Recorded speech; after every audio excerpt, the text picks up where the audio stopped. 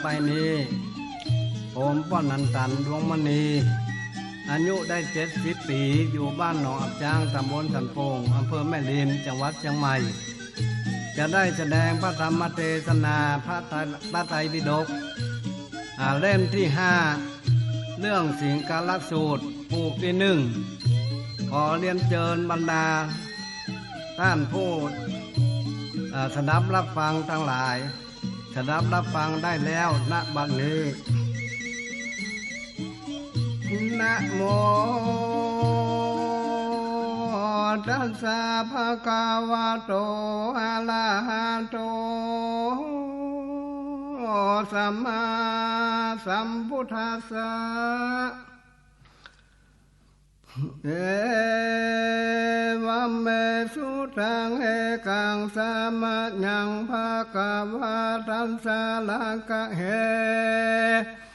มิหาลาตริเวลาวุเนบันเนกะลันตานิวาปะโป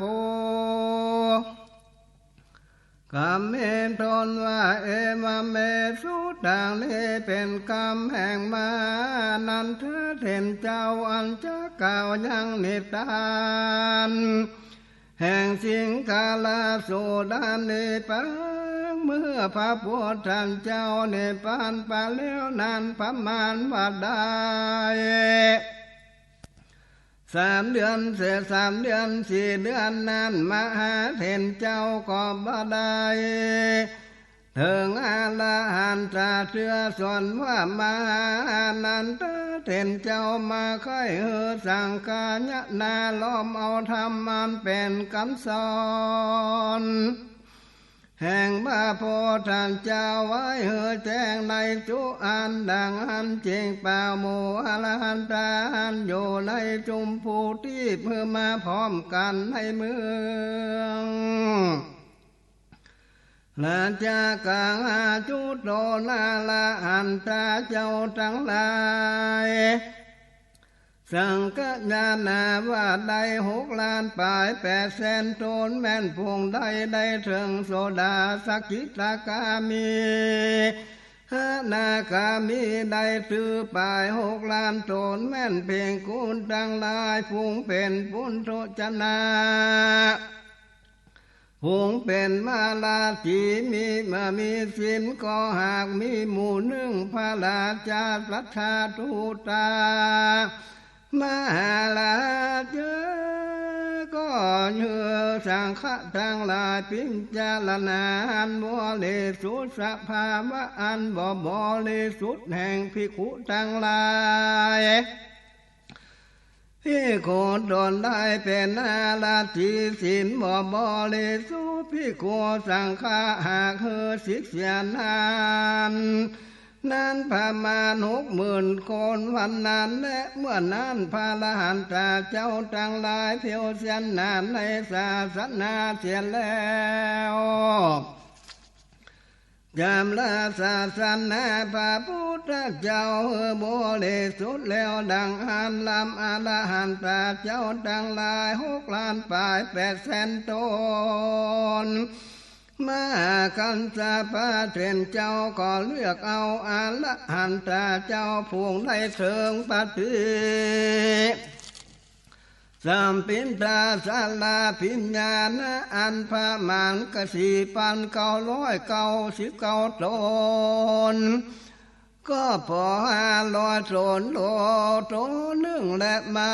คันสาพาเถรเจ้าก็นั่งอยู่ในตำกลางอรหันตเจ้าทั้งหลาย500 ตนปา1 ตนในมนดอกอันประดับด้วยเกียรติพระการอันงามเหมือนดังวิหารอันมหาเลิศจะตรัสถูกหากแบ่งไว้ในที่ไกลบางธรรมมันชื่อว่าสันตปันนาคูหาขัง100 เวภาลาปะปะตะอันนี้เทียนสาโหนอีสานวันออกช่วยเนื้อแต่เวียงละเจ้ากานากรมหากัสสปะเทนเจ้าก็ ไว้ศาสนาที่หนึ่งเพื่อไว้ทาอานันทเถรเจ้าหันและส่วนเจ้าอานันทเถรหันขันภาคลาตรีทรงสักการมาโพธิเจ้าแล้วก็เมื่ออยู่เฝ้าเทตะวันแล้วก่อนเตรียมยอมเทศนาธรรมเมื่อแก่เจ้าเมืองสวัสดีจังลายเป็นดังเมื่อพระโพธิเจ้ายังทรมานตั้งอยู่นั้นบิลีเจ้าอนันตชนมีปัญญาเมื่อลำเปิงเรื่องคำสั่งสอนของพระพุทธเจ้าอันใดเทศนาใส่ขมอมโจรไว้โดยคำว่าดังนี้ดูกะลานันตาท่านก็บอกแล้วว่าจะได้ถึงอรหันตาเมื่อกูตาเธอก็จะยังทรมานนั้นนี้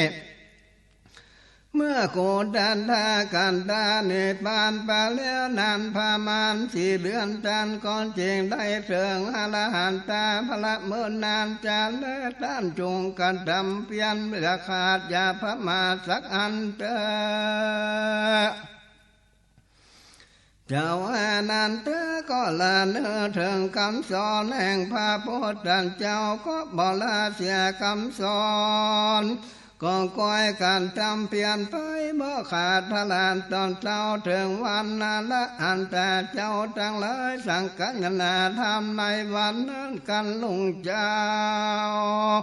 มาเห็นเจ้าไปเป็นนิมาเข้าในบาทบางยังบานนั้นเดียวคืนมาจำละโตนเดียวแลขืนโสองนอนหัวบดันถึงหมอนผินก็ย่อนลงโปงวิปัสสนาลำเพิงละไหลลังคานะใจก็จริงได้ถึงอรหันตาพาลานเป็นพระอรหันตากัดดังปฏิสัมพิทาญาณ4 ประการเดี๋ยวก่อนไปยืนอยู่เนื้อแผ่นเห็นปีนึงกองคานเองใจว่ากาลาบานนี้อรหันตาเจ้าทั้งหลายไว้ศาสนาที่นั้นถ้ากูควรไปพร้อมกับโดยอรหันตาเจ้าทั้งหลายในที่อันสังกัญนาธรรมนั้นก็ควรจะแลมานันตเห็นเจ้ากันว่าการเลี้ยงใจแล้วก็ดำลง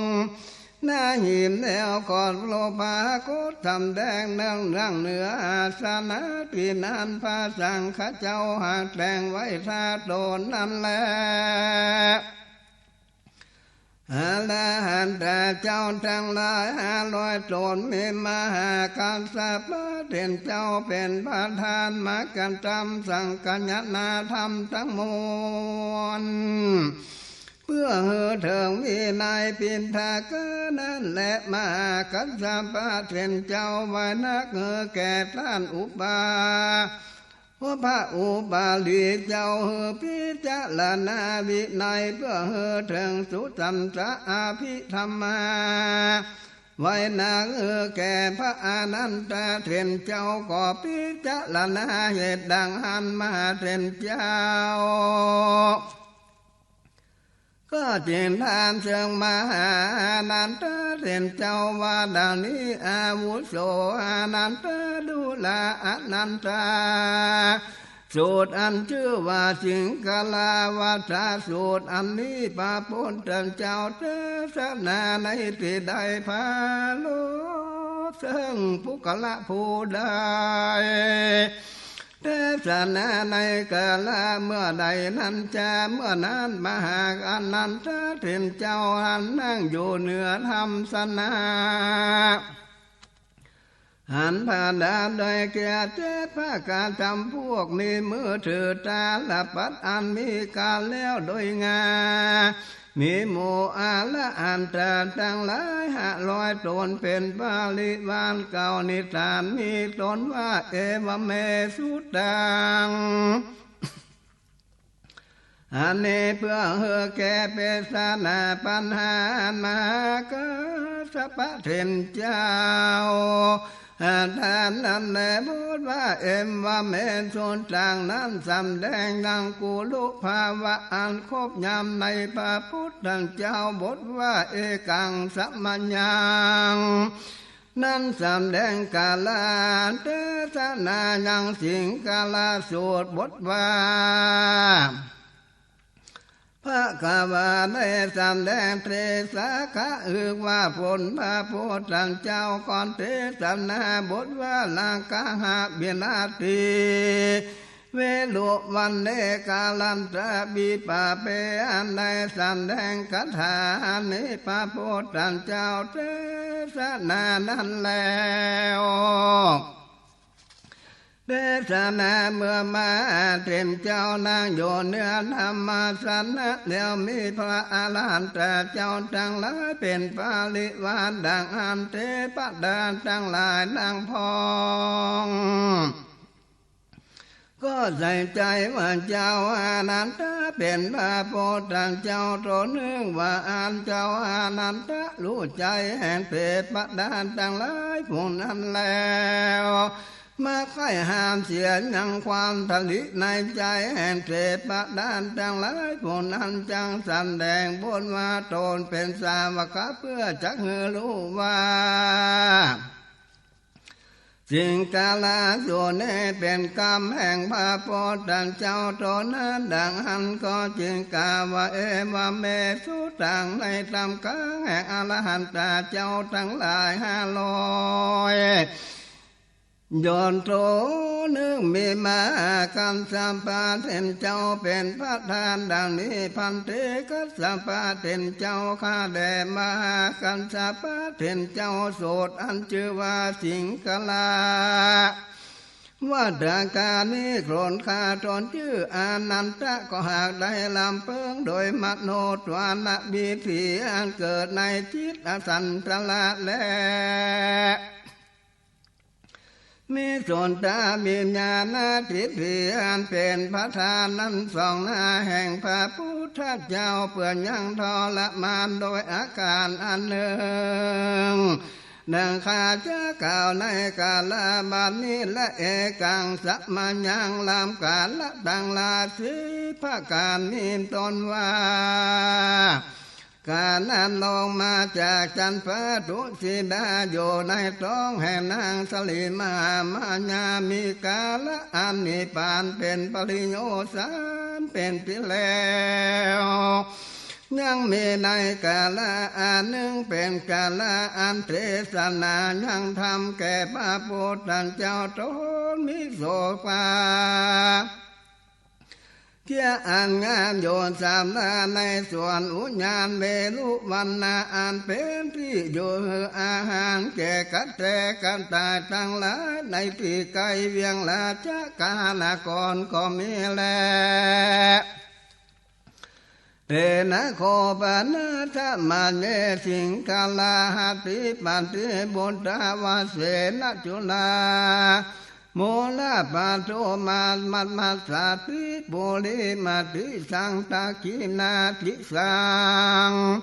โอตาติสังปาลิมาติเหติมิสังพระโพธิเจ้ายังกันตามเบืองและจากานาโกนั้นเป็นโจรกรรมโยสามนาในป่าเวลุวันนาอันเป็นที่เฮือยาแก่กัตแตทั้งหลายในกาลนั้นในกาลเมื่อนั้นยังมีลูกกหบดีผู้หนึ่งชื่อว่าสิงคละเพียรยอมลูกมาจากที่นอนในกาละเมื่อเจ้าก็ออกไปจากเบียงแล้วเจอกหนาก็แล้วก็ไปอาบน้ำดำหัวในแม่น้ำมีผ้านุ่งก็จุ่มมีผมก่อนจุ่มโดยน้ำอาบเลิกข้ากุมก็เลิกข้ากุมคืนไว้เตรียมจะจังหลายต่างคืนทิศหนวันออกทิศหนตายทิศหนวันโตทิศหนวิหนเหนือทิศหนไปบนทิศหนไปต่ำดังนี้ทุกวันควรพิจารณาดู อันดาเทสะดาเนโลกาบดีผู้มีชื่อว่าสิงคาลาผู้นั้นเทียมย่อมกันตามกามอันเป็นสันนาดังเลื่อนจาดังเล่าจักได้ยินมานิส่วนวาลากาหะบดีผู้เป็นพ่อแห่งสิงคาลากะนั้นก็พรหมฤทธิ์เป็นดีมีเขาของมากนามีประมาณ90 โกฏโยในเมืองบ่ขาดกะหะบดีผู้นั้นอันเป็นเจลาศรัทธาก็มีศรัทธาบ่หวั่นไหวมีจิตใจเลื่อมใสในศาสนาพระพุทธเจ้าคือว่าเป็นอุบาสกาถึงโสดาบันแล้วส่วนว่าโลกาบริบูรณ์เชื่อว่าสิ่งกันละนั้นก็บ่มีศรัทธา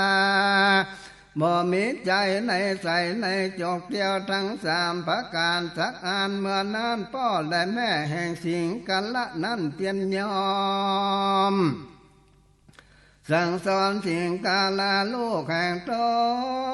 นอยู่ใจโดยกาว่าดังนี้บุตรกาดูแลเจ้าเสียงกาลาอันเป็นลูกลาแก่พ่อและแม่เจ้าจงเข้าไปสู่พระพุทธเจ้าแล้วก็ไหวพระพุทธเจ้าเสียงเตอ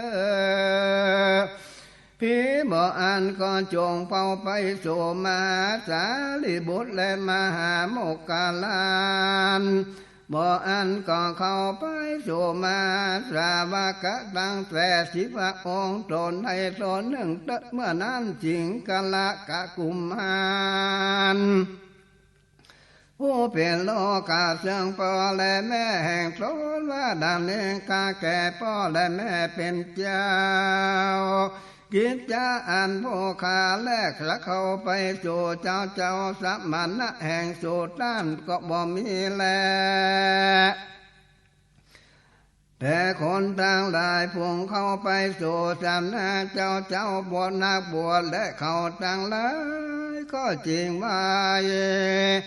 อันเขาซาเศร้าเขาสลังแห่งคนพวกนั้นอันอ่อนน้อมไว้นั้นและไว้นั้นและก็เป็นอันเจ็บลำบากมากนักบ่อนเต้าแต่นั้นแล้ว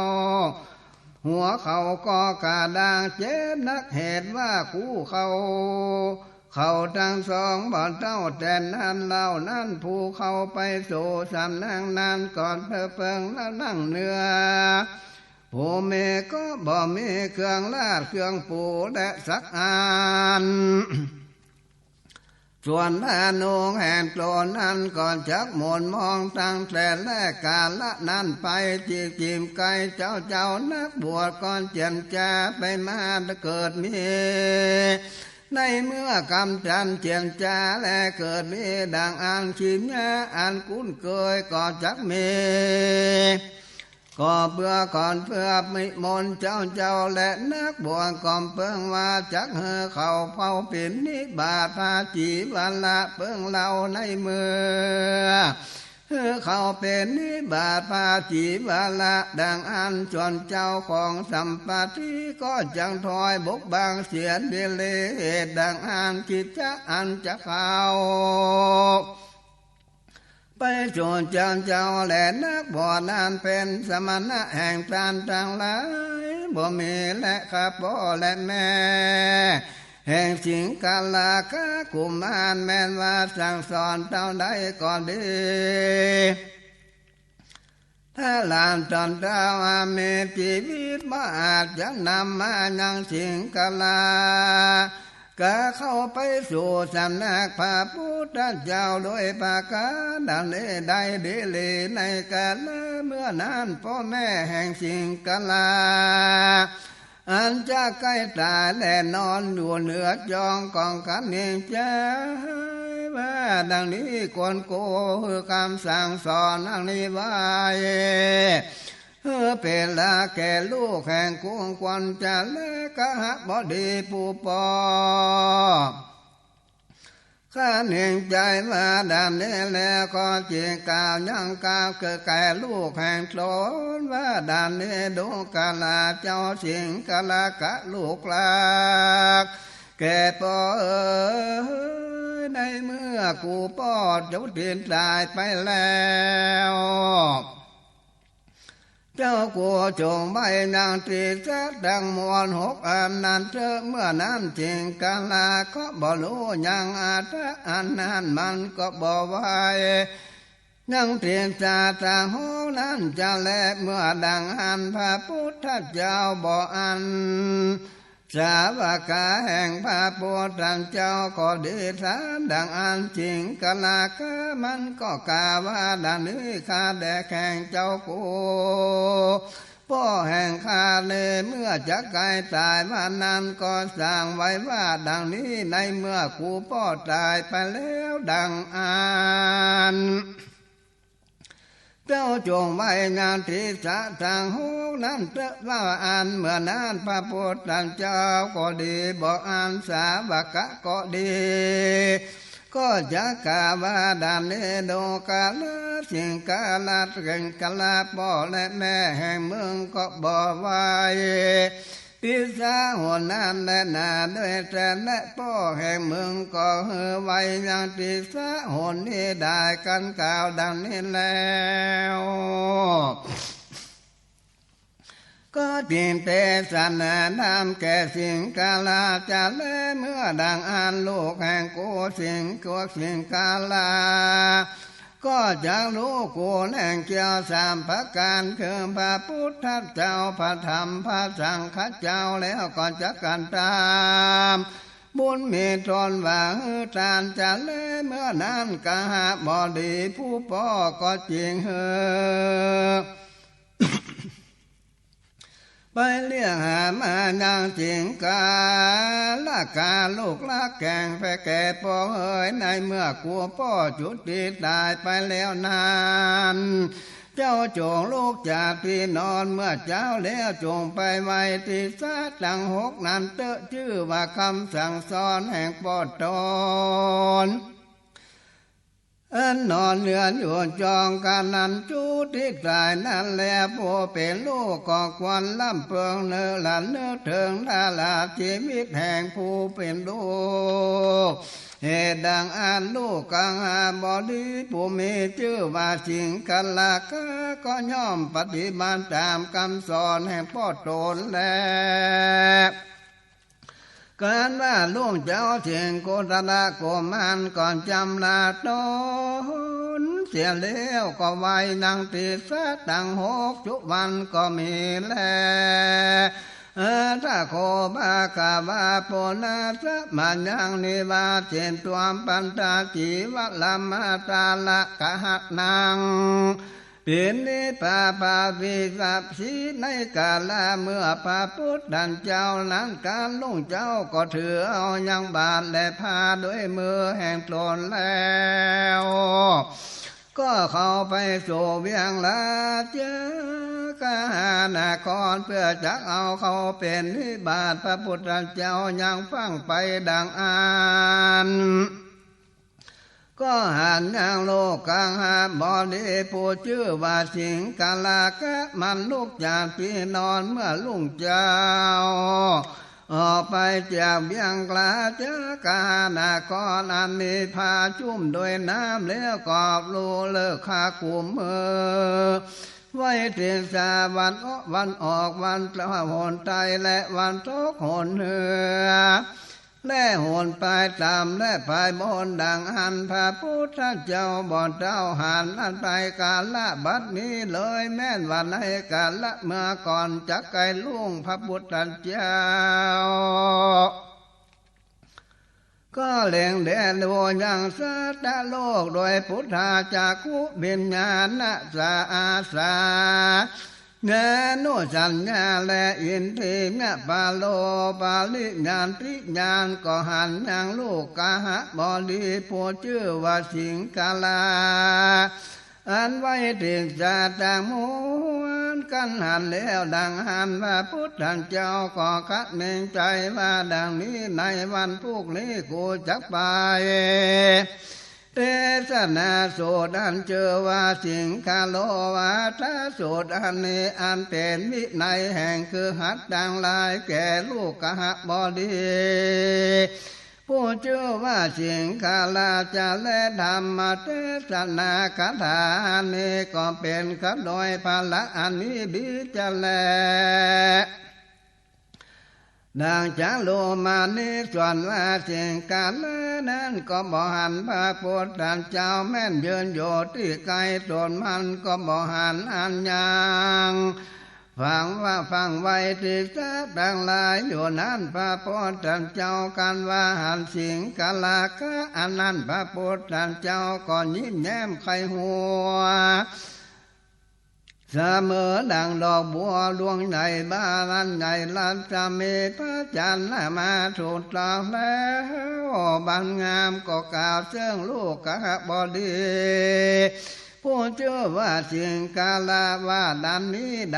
โดลาลูกกหบดีกูรัฐากาตก็จะถามอันหนึ่งซึ่งเมืองบัดนี้แลส่วนว่าเมืองลุกมาเมื่อเจ้าออกมาจากเวียงลาเจ้ากาณากรมีผ้าจุ่มโดยน้ำมีผมจุ่มโดยน้ำ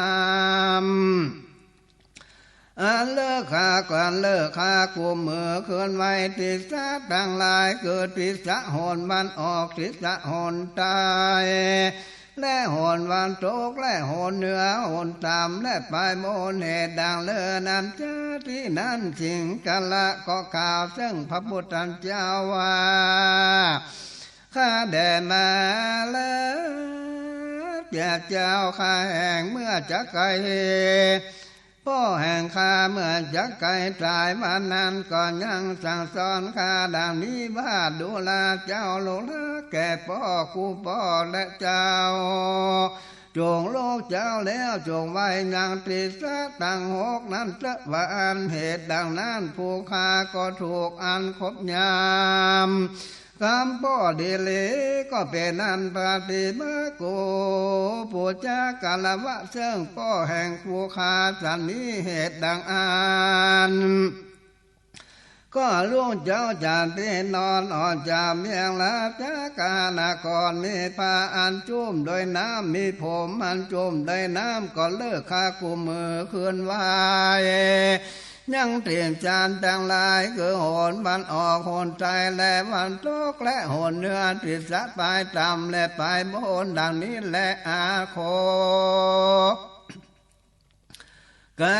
บเดบุตตาอริญาจามินายวินาเนเอวังภาเวสาตินามาชิกาสัตปา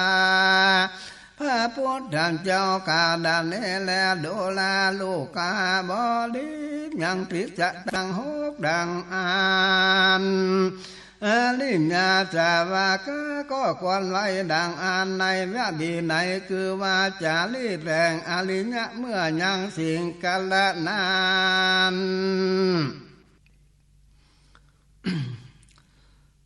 ได้ยินคำของพระพุทธเจ้ากล่าวดังอันมันจริงคันเองใจว่าดังนี้อันไว้เทศะตาหกนั้นพวงใดกันพ่อหังกูสั่งไว้ว่าดังนี้ว่าดูแลเจ้าโลกนะแก่พ่อเจ้าจงไว้เทศะตาหกว่าอันดังกูได้ยินมานี้ทิศะตั้งหลายพวงนั้นทิสานุทิสาอันนาลิญาสาวกะควรไว้นั้นหากอันหนึ่งคือว่าควรกูจะถามทิสาทั้งหลายพวงอันนาลิญาสาวกะควรไว้แล้วควรจะไว้ทิสาอันนั้นจะแลสิ่งกลากาเน่งใจดังนี้แล้วก่อนจึงจะถามยังทิศะดังหลายผู้นั้นเชิงพระพุทธเจ้าดังอันญาถากันตังภาวะปันเทอาลิญาสันสาบินะเยติสานะสามิตา สาธุเมพันเตภาวุตันธาธรรมังเตเสตุยันธาปริญญาติบินะเยติสนานสัตนามิสัตตปาคาแด่พระโพธิเจ้าญาติสัตตังหกดังอันนาลิญะสาวกะควรไว้ในที่สาเนื่องและแห่งอันแผ่งอริญญะอันนั้นดังเหลือจะแก่พระโพธิเจ้าเพียงสาหกอันนาลิญะสาวกะควรไว้โดยพระการสันใดก็พระโพธิเจ้าจงจักเตสนาธรรมเพื่อแก่ผู้ค้าโดยภาการดังอันเจอว่าโดลาลกาบอดีเหตุมึงใครรู้เตียนชาตาหกอันนาลิญะสาวกะควรไว้ซึ่งกูตัทากาตาเหตุดังอันเมื่อโจจะฟังคำแห่งกูตัทากาตะเมื่อจงกระทำตามคำกูตถากาตะไว้ในใจตนนิเลตะกูตถากาตะก่อนจังเตสนาฮือแก่เมืองและพระกาวาเอกตะวันโน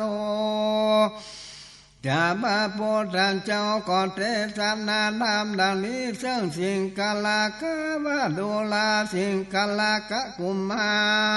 รกรรมันวาสะตั้งหลายได้เดือดร้อนเดือดเนื้อร้อนใจในสี่จำพวกอนาลิญะสาวกเจ้าก็หากมาทัดเสียเลี้ยวอลิญะสาวกเจ้าปอกระทำกรรมอันโดยเหตุดังหลายสี่อันนั้นส่วนอลิญะสาวกก็บ่ละเสียยังกองแห่งอัน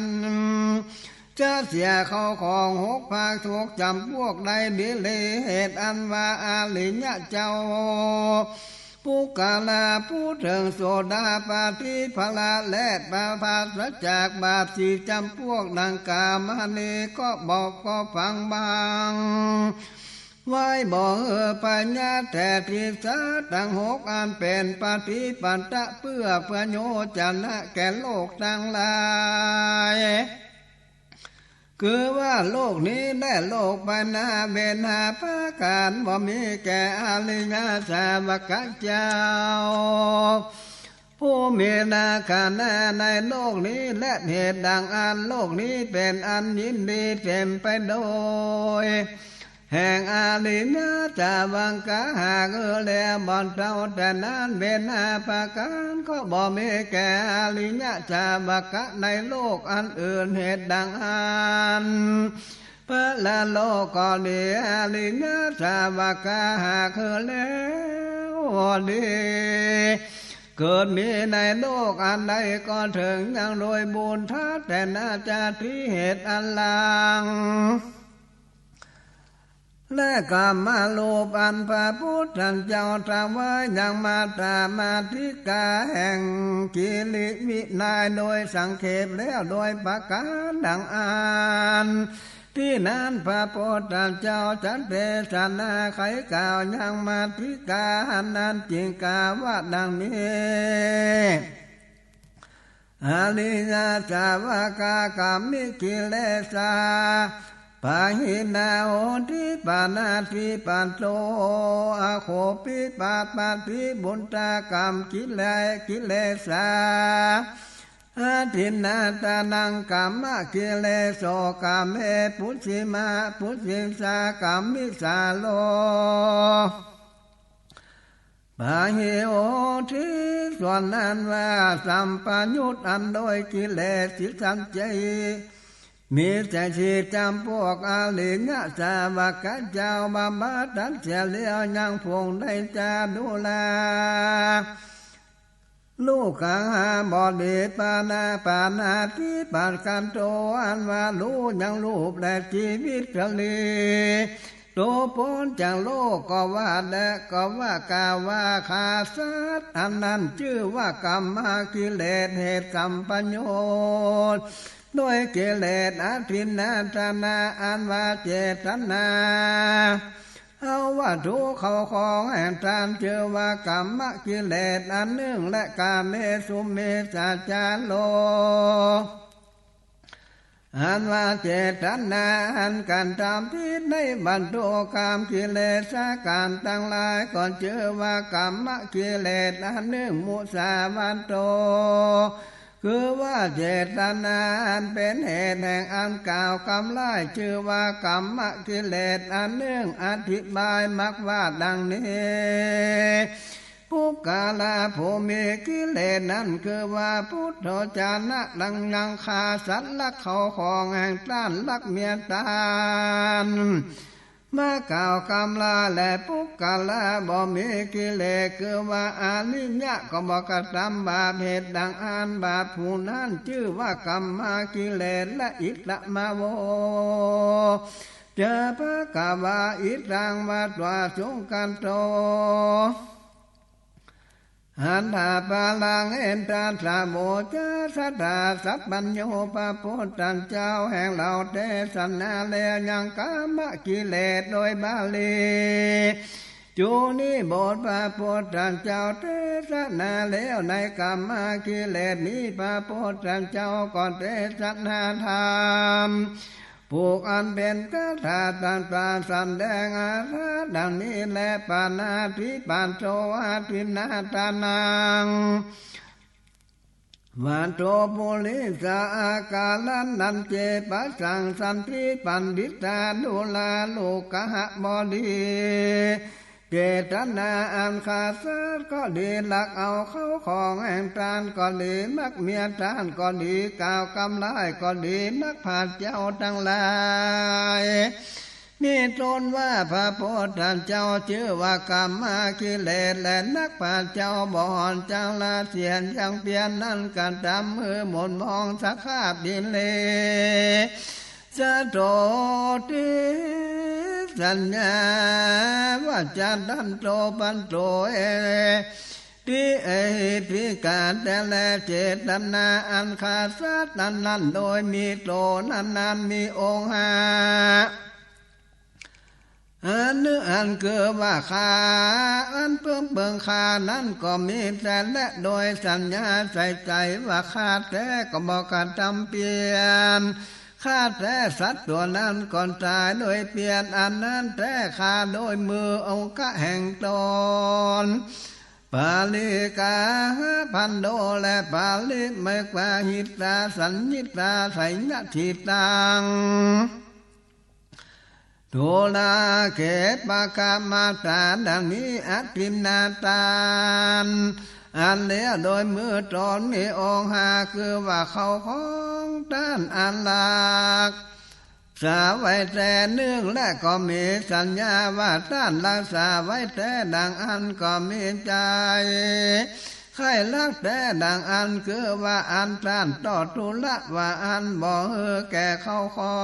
เจ้าของแต่ก็คือว่าของอันนั้นคือว่ากาดกามาทลาเส้นผมนึ่งแต่แลคือว่าการตามไว้โตนาทินาตานก็มีองค์กะหาภการดังนี้แลพาลิภิตาสัญญิตาอาทิกันตามานาจินตันจะตันเนปาติกาโมปัญจนังเอวังลาจัตตาเมลังสุจันตุลากะลังโกอาทิกาโมกาเมสุเมสัจจามีองค์หาคือว่าผู้หญิงนั้นก็มีผัวแต่มันก็มีวิญญาณมีสัญญาว่ามีผัวรักว่ารักษาไว้แต่ใจมันบ่ลวงจารีก็มีแต่และขีญาก็มีโดยพระการดังอันแต่และองค์หาพระการอันนี้ก็มีในกาเมสุมิจาจารดังนี้แลอันนี้องค์สามคือว่ามีใจมาใครหืดตานถือเอาหนึ่งและก็มีสภาวะว่ามีแต่อันหนึ่งก็มีใจมักไล่ออกด้วยปากแต่และอันหนึ่งมีกรรม เนื้อตารู้อาถาแห่งกรรมลายอันนั้นบ่มีแต่องค์สามนั้นนี่ในมุสาวาทะเจตนาอันละลายแลสาปะคุญา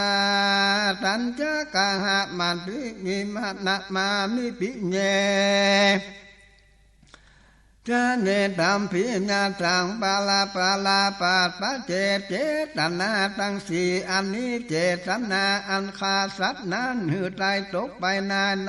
โลกแล้วเมื่อเกิดมาเป็นคนป้อยบังเกิดปาวาติวิบากคือภาวะอันนี้ชีวิตอันบ่มันบ่ยื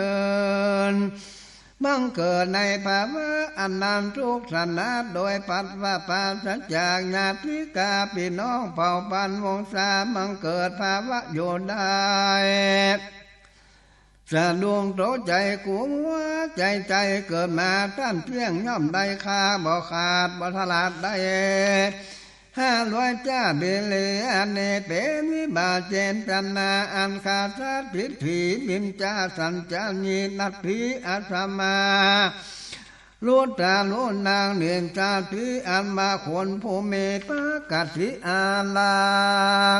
เข้าของแห่งปราณได้แลสาเวยทุกในนรกแล้วย่อมไปสาเวยวิบากในวัปปาวัตติกาละคือว่าภาวะอันเกิดมาเป็นคนยังทุกข์หลายเข็มใจและเป็นทุกข์ไกลเข็มใจอยู่ใจเป็นทุกข์มากนักมีกรรมปรารถนามัวละมัวเลี้ยงยังโจนาสลายซึ่งต้านโดยสามัญทนาเป็นคาต้านได้500จ้านและอันนี้เป็นวิบากแห่งเจตนาอันละเข้าของแห่งฌานและสาบาทิปะหุโลติปาลิ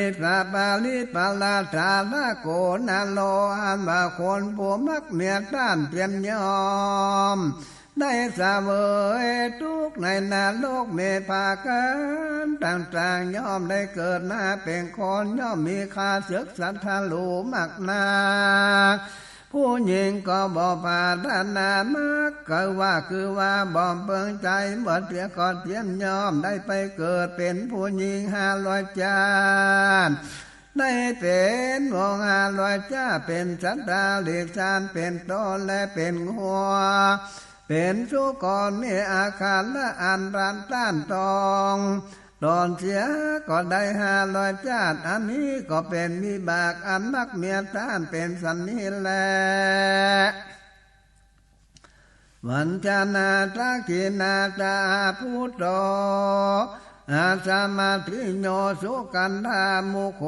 อาโหติมุสาลาโหส่วนว่าคนผู้มักไล่อันใดเสวยทุกในนรกอันเกิดมาเป็นคนเล่านั้นแลย่อมเป็นโตโดยอันต้านหากลายทางเป็นอันมันหากเบียดเบียนโดยอันใส่โทษอันหาบ่ได้กล่าวคำถ้อยคำอันใดท่านก็บ่เชื่อและคำปากก็เมนมากนักอันนี้ก็เป็นวิบากแห่งคนอันกล่าวคำได้นั่นละเหตุดังหันปุกกาลาภูมิพระญาลำเพิงหันยังโตดโดยกรรมอากิเลสที่ประการนั้นนี้แลผู้มีปัญญาเบิ่งเว้นจากกรรมร้ายลำเพิงหือจากลีดและการจำกรรมเป็นตนวางหือตารักษาศีลภาวนาในขณะเกิดมาในควงเกี่ยวทั้งสามเป็นขณะอันใดพระการหนึ่งเล่าปานาติปาโตตาเจตนาอันเป็นเวรนั้นเกิดก็โดยเหตุเกิดอันมาจะโทสะวัญญาณาอันเป็นมูลแห่งศีลวาคากาเจตนาอันขาดสัตว์นี้มี2ประการคือฆ่าโดยตนโดยปากพร้อมโดยองค์กหาและปานาติบาก่อนจริงดีเกิดขึ้นดีผิดจากรู้ตนอันนักอันเบานั้นก่อนจำคำปีอันภาษาลินีเมื่อใดขาดสัตว์ตัวน้อยโทษทั้งหลายก็แขวนเบา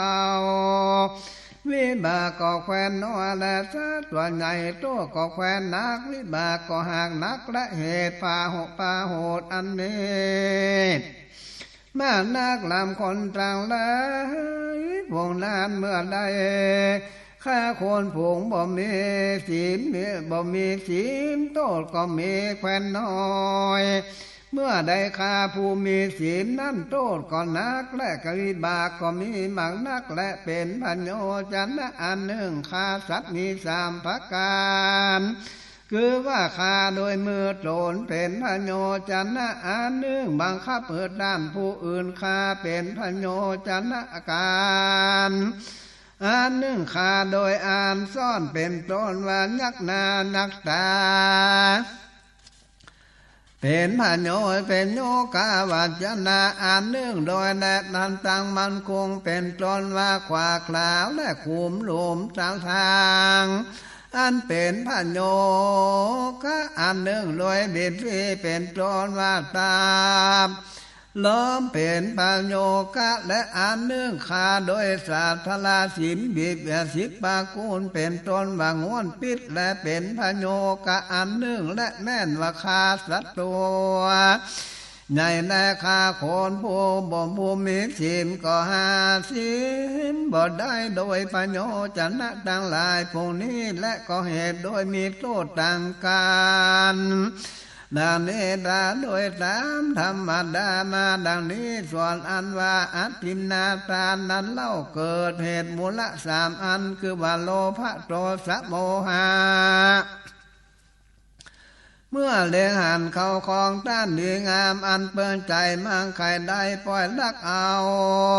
ดังอ่านเรียกว่าอัตถินาทานเกิดมีเหตุโลภะเมื่อเกี้ยแก่นตาเลียไปลักเขาของแห่งทานเหตุมันมากคือเล่นหือทานชิบหายไว้ดังอ่านเรียกว่าอัตถินาทานเกิดจากเหตุโทสะเป็นโมละเมื่อเจ้าปัญญาบ่พิจารณาดูตนกูนึกแจงใจโคเมงนั่งเขาของแห่งทานนักละมันนักเรียกว่าอัตถินาทานเกิดแก่เหตุอันหาด้วยโมหะเป็นโมหะมุละและอาทินนาทานมีสองประการคือว่าลักเอาโดยโตนด้วยปากพร้อมตาโดยกับองค์หาอาทินนาทานก็จริงคืนศีลและสิพิวาทจักดูโทษอันหนักอันเบาเล่าดังอันเมื่อลักเอาเข้าของอันนั้นแขวนถอยน้อยโตดก็แขวนน้อยแขวนเบาลักเอาเข้าของอันพานีโทษก็แขวนนักผีลักเอาเข้าของคนผู้หาศีลโทษบ่ได้ก็แขวนเบาลักเอาเข้าของแห่งคนมีศีลและมีกุศลโตก็แควนนักพโยโยกะแห่งอันลักนี่หกอันคือว่าลักเอาโดยมือโตหนึ่งบังคับมือด้านผู้อื่นลักหนึ่งลักโดยสัตว์โดยสัตว์คือว่าสัตว์เอาเข้าของอันนอของจากด้านและเอาไว้อันนานสามลักเอาโดยอันมันอันกูมีต้นว่าลักขวากเมืองผายและเตรียมตาทางไปตั้งโดยตั้งลักษณะสี่โดยวิธีมีตนว่าบังไปลักหนึ่งและหาเอาด้วยสวาทลาศีลมีตนว่าแป่งเงินคำบ่มบ่ใจธรรมชาติหลอกล่าได้และเหือแก่ท่านนั้นเป็นหกพโยกะและอันลักนี้โดยหกประการดังนี้แลอาทินนามีโทษทางการโดยวัตถุอันหนักอันเบาตามธรรมดามาดังนี้ที่มาจักพิจารณาตามคำปีในวินัยแล้วเมื่อโจรละเข้าของไปโดยเข้าของบัดตัดอะไรเจ้าของบัดตัดอะไรถ้าหลับใดของอันนั้นบอกไปเป็นของโจรได้เตือการว่าเจ้าบัดตัดอะไรเสียยามใดนั้นขอเอาของโจรยามนั้นก็บอกเป็นโตจักว่าจริง เอาของโจรก็บอกว่าได้ดีเลยได้กีฬาดังเราจักรู้มานี้ยังมีมหาเทนเจ้าโตหนึ่งเจอว่ามีเลนตาวันจานาก็อยู่ในเมืองปาลานาสีวันนานเมื่อนั้นโจรก็มาคุ้มบาเรือนและข้ากูโนปาทาก็ได้ลุกจากเรือนไปสองคนน้อยหนาน้อยเมื่อนั้นเจ้ามีเลนตาบัญจานาก็ได้เอากุมารทั้งสองแต่มือโจรนั้นโดยฤทธิ์แห่งพ่อแม่ตอนและพ่อแม่นมมาหันมาเทรนเจ้าได้ลูกทั้งสองเมื่อล่อก็มีความยินดีมากนะจึงกล่าวสักเสือยกยอยังกูลเจ้าเมเลนตามานักเดเลเมื่อเจ้า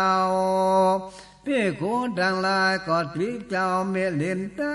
วัฒนาว่าดังนี้โจรลักเอาเด็กน้อยทั้งสอ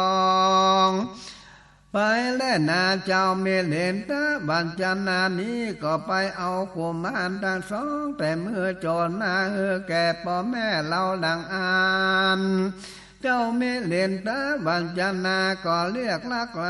ว่าลักเอาของโจรเดเลและเสียตนท่านบาอันก่อนไปกล่าวแก่พระพุทธเจ้าเมื่อนั้นพระพุทธเจ้ากล่าวซึ่งเป็นคูทั้งหลายว่าโดกาลาเป็นคูทั้งหลาย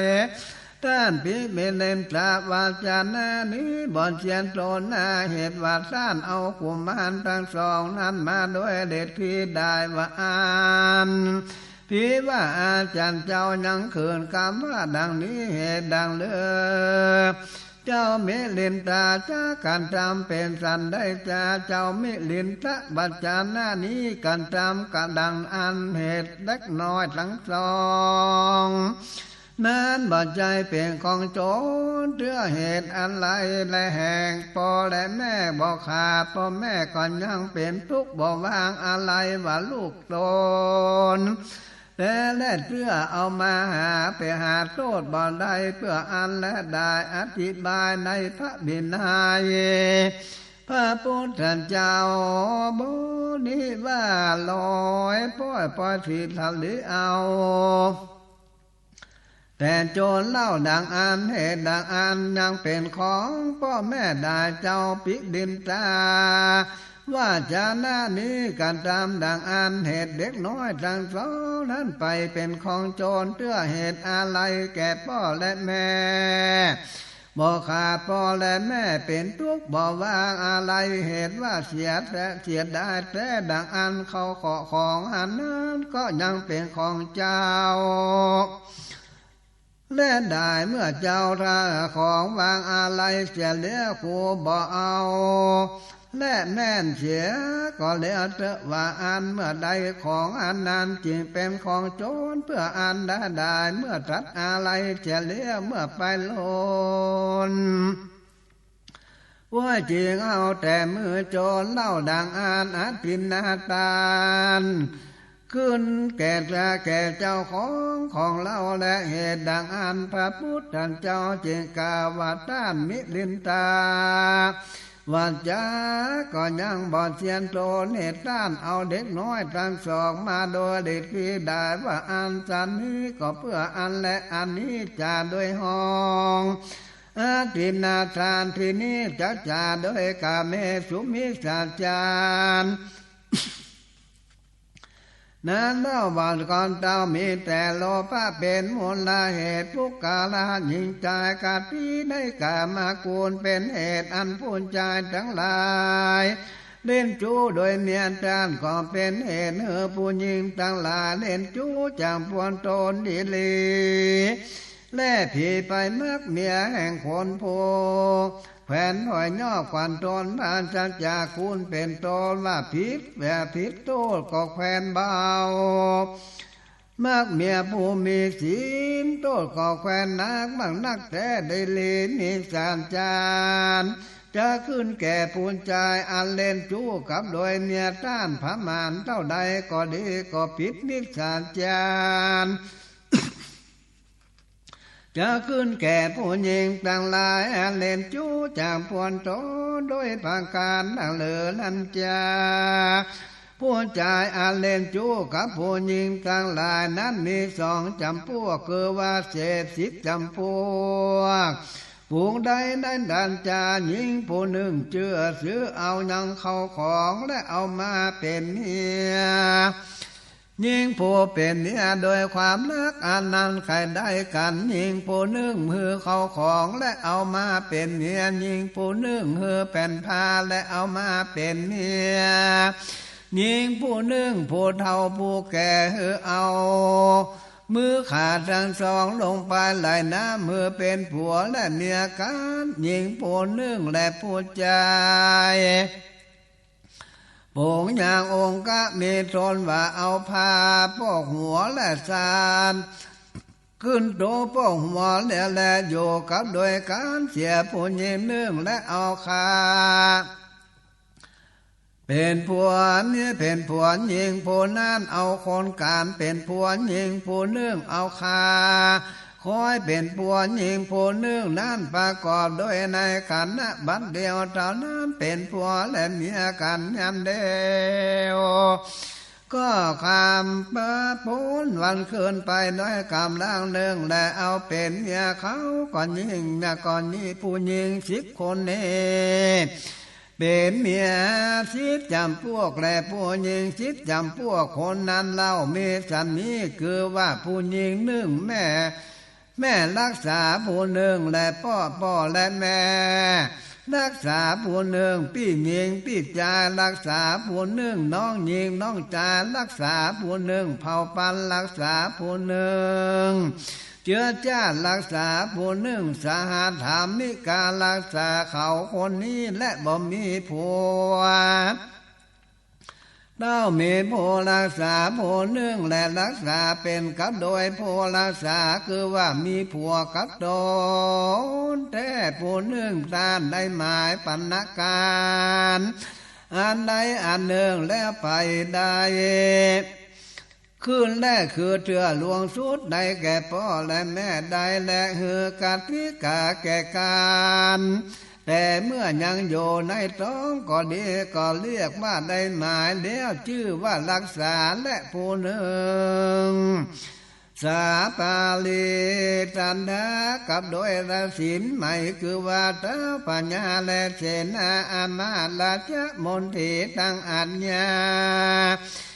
ไว้ว่าสันนิพนจาไปสู่ผู้หญิงผู้นี้สู่จักใส่ทันกรรมแก่ผู้นั้นแดนยิ่ง8 คนกับหญิง2 คนซอยนี้มีหญิง10 จำพวกและผู้หญิง10 คนนี้เป็นเมียสาวจำพวกนั้นหญิง10 สาวจำพวกนั้นผู้หญิง8 คนมีตนว่าแม่รักษาไว้แล้วและได้ไปสนโศกกับโดยชายผู้นั้นและนิสาจารบอกคืนแก่ผู้หญิงเต้าคืนแก่ผู้ชายเหตุว่าชายผู้นั้นรักใจผูงรักษาเหตุการณ์ตามนั้นและผู้ใดก็ดีเมีย10 คนกับผู้หญิง2 คนสวยนี้คือว่าสารคันนาสาปาลิพันดานั้นเขา12 คนก็ดีกันตามนิสาจารประกอบโดยองค์15อันเป็นประการดังกล่าวมาแล้วนั้นและนิสาจารก็ขึ้นแก่เขาตั้งผู้หญิงและผู้ชายดีเลกันว่าเขาตายก็จะไปตกนรกเหตุดังอันกันพ้นจากนรกนั้นแล้วก็จะได้ไปเป็นเหตุ500 ชาติได้เป็นสัตว์อันเหือต้านได้ตองได้ตอนหำเสียนั้นก็ได้500 ชาติ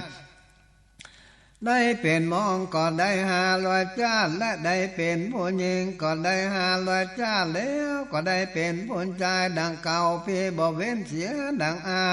นก็จะได้เป็นผู้หญิงดังเก่าดีเลยดังอันผู้ชายผู้มักใครเป็นผู้ชายชุดจ้าใจก็เบิ่งเว้นเมียตานคือบอกวันการตามนิสันจานกับโดยเมียตานเป็นดันใจอันมีตีน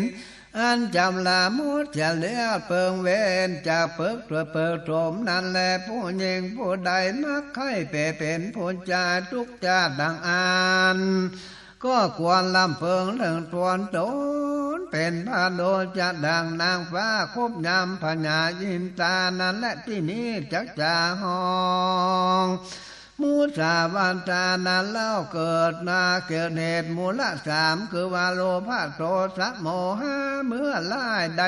เขาของแห่งตานนั่นแหละเรียกว่ามูสาว่าเกิดเหตุโลภะโทสะโมหะเหือตานชิมหายนั่นแน่เรียกว่ามุสาเกิดเหตุโทสะเมื่อบรรลุอันดาจักอันใดจะเสียแต่ไล่ดังอันเรียกว่ามุสาวาเกิดเหตุกะโมหะพิวาไล่สันหน่อยโตก่อนยังน้อยละดัดน้อยได้และมากโตก็มีมากนักและภาการนึ่งคนขาหัดก็มักหือเขาของแห่งโตเนื้อแก่ท่านไล่ว่าสั่งบ่ได้โตก็น้อยได้พิวาไล่เป็นสากสีด้วยตนแล้วกล่าวเพื่อเฮือเสียพโยจันนะแห่งต้านผู้อื่นคือว่าต้านชิบหายแต่โทษก็จริงมีมากนักได้และแม่นว่านักบัวก็ดีได้สิ่งมีตนว่าน้ำสัพพิน้ำมันงาแม่นพมาน้อยนึ่งมักจังเฮือตามไข้หัวดังอ่านไล่ว่าน้ำสัพพิน้ำมันงาในที่นี้บ่รู้เสียงเป็นดังข้าแสนั้น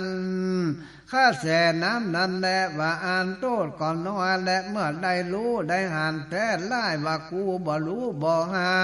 นว่าอ่านโทษก่อนยังจักมีหมากนักและกรรมไล่มีองค์กะแต่คือว่าใจมาก็มักเหือดานเธอเอากรรมไล่แท้เหือผู้อื่นฟังกรรมอุอาทะอันนั้นแท้เหตุว่ากรรมได้นานก็มีองค์8อันทวน8ทวนแท้และมูสาวาดอ่านนามมือตกไปนี้หลังนาลกเมืองเมื่อองค์กาบ่อนทวนเต้าเป็นมาจีทุจาริตบ่เหือโตไปนาโลกใดชื่อว่าลายนี้และเป็นเงาเป็นเก้าแห่งบาปธรรมมากนักและเพียรยอมเฮือสิหายเป็นดังปัญญาเจนตาลัทธะนั้นดังเล่าได้ยินมาในปัตตากับเหล่านี้และเมื่อจริงจักดังปัตตากับหมดที่วันนั้นพระโพธิสัตว์เจ้าได้เป็นปัญญาโตนึ่งเจอว่าจูมันตาลาจะมีอายุยืนได้อาสงไขปีลูกแห่งปัญญาสามันตลาจะคือว่าโลจะลูกแห่งโลจะชื่อว่าวะโลจะลูกแห่งวะโลจะชื่อว่ากัลลานาลูกแห่งกัลลานาชื่อว่าวะลากัลลานาชื่อว่าอุโปสันธาชื่อว่ามันตาจูลากลางแห่งมันตลาจูชื่อว่ามาลาตามันตาจูชื่ออุปาละวาเขาทั้งหลายผู้นี้เป็นปัญญาเชื่อกันอายุยืนได้อาสงไขจุตนเป็นปัญญาอุปาละวาราสาเวยนาจาสัมปติในเมืองเจตุตาลาได้ปัญญาตนนั้นก็มีเตจะเด็ดวิหาภการภายในอากาศก็มีว่าวายปากหอมเป็นดังกินดอกอุบลและมีต้นหอมเป็นดังกินจันมีเทวบุตรสินตนถือดามดาเฝ้าแห่นักษาในทิศทั้งสี่แห่งที่นอนทุกวันบ่ขาดพระโพธิสัตว์เจ้าได้เป็นปโลหิตอามาตแห่งปัญญามีชื่อว่าคัพพิละพามน้องโพธิสัตว์โพธิสัตว์นั้นชื่อว่าโกลปากะได้เป็นสหายกับโดยปัญญา แต่เมื่อยังน้อยเมื่อบ่ได้เป็นปัญญาเตือโกละหาตากะยังน้อยก็ได้คิดตากาแก่กันว่าได้กัติกาแก่กันว่าเมื่อกูได้เป็นปัญญากูจักมึงเป็นปโลหิตะจันแลว่าอันเมื่อนั้นปัญญาโตนั้นอันเป็นปัญญาดังอันก็บ่อาจถอนโพธิสัตว์เจ้าเสียจากนาตลาจันันตลาอันเป็นปาโลหินั้นใจเดเลอยู่บ่อนนั้นเท่าใดโพธิสัตว์เจ้าจะได้ออกไปบวชดังอันก็ตั้งลูกตนไว้เฮือเป็นปาโลหิตเป็นตนก็ขออนุญาตซึ่งปัญญาแล้วก็ออกไปบวชในตาเจลามานาสมาปาติก็โยสำนานในส่วนอุญญาณแห่งปัญญาบรรณาโกลัมปากาผู้น้องหมายมันแต่โปแก่โพธิสัตว์เจ้าตนพี่ว่าดังนี้กุยปีกูออกไปบวชดิแล้วดีเลยกูจะไปเป็นโลปะโลหิตได้ดังนี้ป้อยให้ลูกมันได้เป็นปะโลหิตสันนี้นันจายังนี้ในวันเนื่องปัญญากาเจิมโกลาพระกาบ้าดังนี้มึงจงเป็นปะโลหิตกูเจอที่มีโกปลาปาลากาก็กาว่าหลานคายังเป็นได้ปัญญากาว่าผู้อภิบาลกูจักกันตามมือเมืองอ่านเป็นพี่จักกันตามมือเมืองเป็นน้องเล่าจันแลโกลาปากาก็กาดันเนมาละจัดเจ้าอย่าในการทำคือว่ากรรมร้ายบ่นั้นบ่ดีพระเนก็ยังกล่าวว่ากูจากไล่ว่าอันแดนแต่นั้นไปเบื้องล่างคนจังหลายบ่รู้ลายสักเตื้อและเขาก็รู้บ่รู้จากกรรมไล่กันว่าได้ยินข่าวสารว่าปัญญาจักไล่ทวน7 บานเมื่อนาเหมือนจะและว่าอันเขาก็การตามนี่นั้นโกลาหลมาใครหันนังกามุสมาตัวดำตัวแดงนันจาเขาว่าก็ว่าอ่านใครหันนั้นและเขาก็มาประชุมจมน้มกันในวันดวนเจนั่นและแม่นปะโลหิตและโพธิสัตว์เจ้าก็ไปบอกยังอัฏฐานันแก่โพธิสัตว์เจ้าอันอยู่ในป่านั้นแลส่วนโพธิสัตว์เจ้าก็ได้ยินกรรมอันนั้นก็ลวดมาในวันนั้นและปัญญาเจตลันทาก็ผาดันโดนด้วยเครื่องผาดันดังมวลก็ออกไปจักไล่กรรมสัญญองขึ้นสู่อากาศอยู่ตัดต่างกลางหมู่คนจังหลายส่วนโพธิสัตว์เจ้าก็นั่งอยู่ในอากาศตัดที่สองนาแห่งปัญญาโดยคำว่าดังนี้เจ้ากูเป็นน้องได้โลกัลลาโลละมากะผู้เป็นพี่กูได้ปัญญาไล่ทั้งสองที่แผ่นดินก็ขืนจินปัญญาถึงแข้งและปัญญาไล่ทวนสามที่แผ่นดินก็ขืนกินยังปัญญาถึงหัวเข่าปัญญาไล่ทวนสี่แผ่นดินก็เกินกินปัญญาถึงเอวและปัญญาไล่ทวนหาแผ่นดินก็คืนกินปัญญาและคืนกินปัญญาอินถึงจัดเดือปัญญาก็ไล่ทวนหกแผ่นดินก็คืนกินปัญญาเพียงหวนโฮมปัญญาไล่ทวนหกที่7 ปีแผ่นดินก็คืนกินปัญญาจังมวลเปี่ยวไปอเวจีนรกออกมาข้าว่าเที่ยวเอาปัญญานำเมื่อโชนรกวันนั้นให้ดังอันนั้นว่ากรรมล่านี้เป็นเก้าเป็นมูลาป่าป้าธรรมมักนักเดเลกรรมพางก็บ่ใจกรรมล่ายก็กรรมเอากรรมอันหนึ่งและมาครอบงำด้วยกรรมอันหนึ่งหรือว่าลงลืมนั่นจะลางพองลางหามทากันหาปุกกันลาวาสนั้นและยังไม่ผ่านผู้หนึ่ง ในป่าหาเนื้อใดตราลาใดทลายส่งตัวแม่ลูกมาคลาไว้ข้างฝั่งแม่น้ำแล้วมันก็ลงไปอาบน้ำเมื่อนั้นยังมี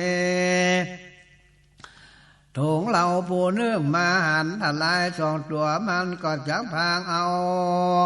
บ่ได้มันก็กล่าวซึ่งนายพรานโบนั้นว่าดังนี้โดกาลานายพรานทลายสองตัวนี้มีก้าเท่าใดเจ้าที่นั้นนายพรานก็กล่าวว่าถ้าได้ทลายตัวลูกนี่มีก้าหนึ่งมีก้าบาทหนึ่งและตัวแม่มีก้า2 บาทเงินใจถงเราปูนั้นก็เงินแก่นายพรานปูนั้นบาทหนึ่งแล้วก็เอาลูกทลายตัวนั้นไปน้อยหนึ่งพวกเขาคืนมาเล่าก็กาบาดูกาลานายพรานกูก็บ่เอาถ้าลายตัวลูกกูจักเอาถ้าลายตัวแม่ได้นายพรานก็กล่าวว่าผีอันต้านจงเงินแก่ข้า2 บาทว่าอันเตอะถ้าได้ถุงเราผู้นั้นก็กล่าวว่าผีอันกูก็เงินแก่มือ1 บาทหรือกี่แล้วลูกทลายตัวนี้ก็ถือกาบาทเงิน3ก็เป็นบาทแก่ตามและว่าอันมันเจ้าเงินบาท1กับลูกทลายนั้นแก่พานแล้วมันก็เอาทลายตัวแม่นี่ไปนายพรานก็คิดดูที่ใส่ใจว่าเจ้าก็เอาทลายตัวแม่นั้นไปวันนั้นเมื่อนาพาไปโลนนายพรานจึงคิดดูทีและทีแจงรู้ว่าเสียเงินบาท1ว่าวันนั้นและก็เอากรรมอัน1มาบังกรรมอัน1และเอาวัตถุอัน1มาบังวัตถุอัน1เป็นสันนี้ชื่อว่าฉันจะว่ากรรมพางก็บาดใจว่ากรรมไล่เต้าหลงใจได้ชื่ออันว่าไล่และเพราะเต้ามีแต่ปาลาพุทธจนสิ้นเดียวบ่มีแก่โพธิสัตว์เจ้าพวงใดแลนัตถาปัญญากาลานะก็บ่มีแก่อรหันตาขีนาสาวกโพธิสัตว์เจ้า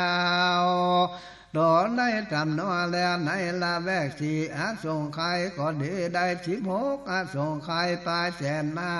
กะปั้มเปงปาลมีธรรม